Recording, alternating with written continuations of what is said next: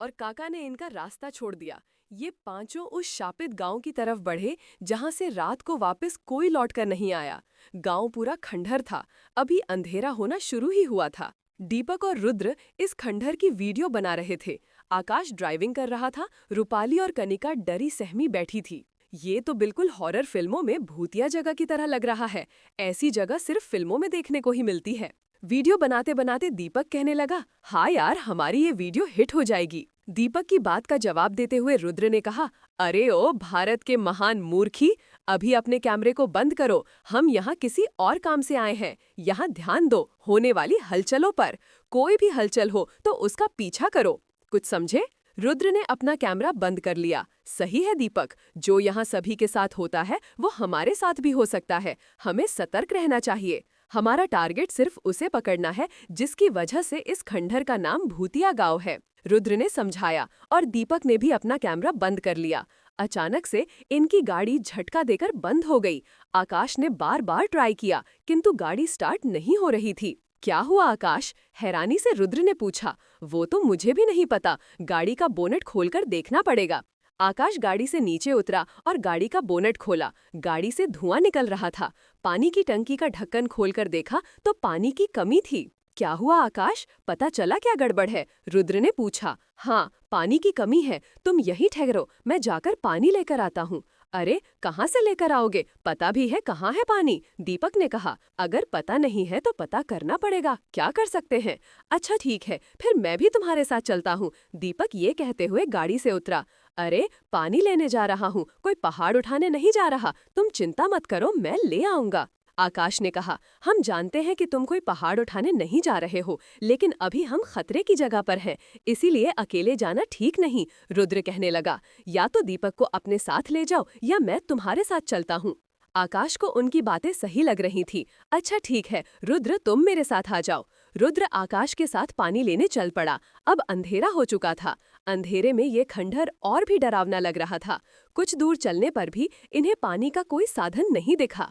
आकाश ने कुछ पायल की आवाज सुनी और पीछे मुड़कर देखा। एक राजस्थानी लिबास पहने एक औरत इनका पीछा कर रही थी। जैसे ही आकाश ने पीछे मुड़कर देखा तो इस औरत ने अपने कदम रोक लिए। रुद्र भी ये देख रहा था। ये कौन है भाई? रुद्र ने आकाश से पूछा। मुझे क्या पता, मैं क्या यहाँ हर रोज आता हूँ, चल देखते हैं। आकाश ने हाथ से जवाब दिया और दोनों इस राजस्थानी लिबास पहने औरत की तरफ बढ़े और पास जाकर थम गए। कौन है आग और यहाँ इस खंडहर में क्या कर रही है? आकाश ने पूछा। कुछ देर तक तो ये औरत चुप रही, फिर बोली, ये खंडहर मेरा ही तो है, मैं तो यहाँ दिन रात रहती हूँ। आप कौन है जो मुझसे बिना पूछे मेरी जगह पर आए हैं? डरावनी आवाज के साथ इस औरत ने जवाब दिया।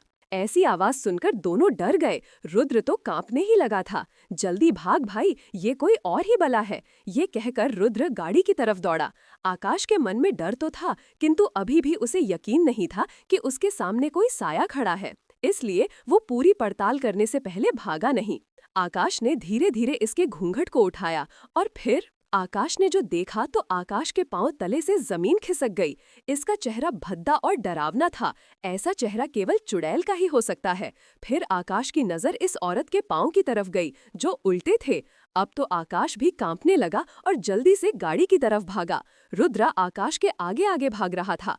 आकाश ने देखा कि रुद्र एकदम से हवा में उठ गया। रुद्र को भी नहीं समझ आ रहा था कि ये उसके साथ क्या हुआ। फिर वो बहुत ही तेजी से एक दीवार में टकराया और रुद्र की बहुत तेज चीख निकली। उसके सर से खून निकलने लगा था। उस दीवार में टकराने के बाद रुद्र सीधा जमीन पर पड़ा। अचानक से उसके पास सफेद कुर्ता पजामा पहने और भद्दी शक्ल का साया प्रकट हो गया। आकाश की सांसें बढ़ी हुई थी। वो थमकर अपने मित्र रुद्र को देखने लगा। जमीन पर रुद्र घायल पड़ा था।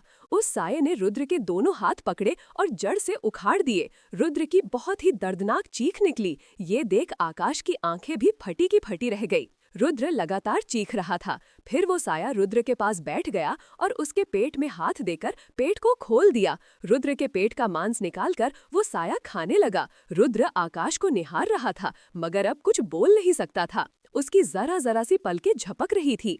अपने दोस्त को अपनी आंखों के सामने तड़पता देख आकाश की भी बहुत तेज चीख निकली और वो जीप की तरफ दौड़ पड़ा। आगे की कहानी नेक्स्ट पार्ट में। Thank you.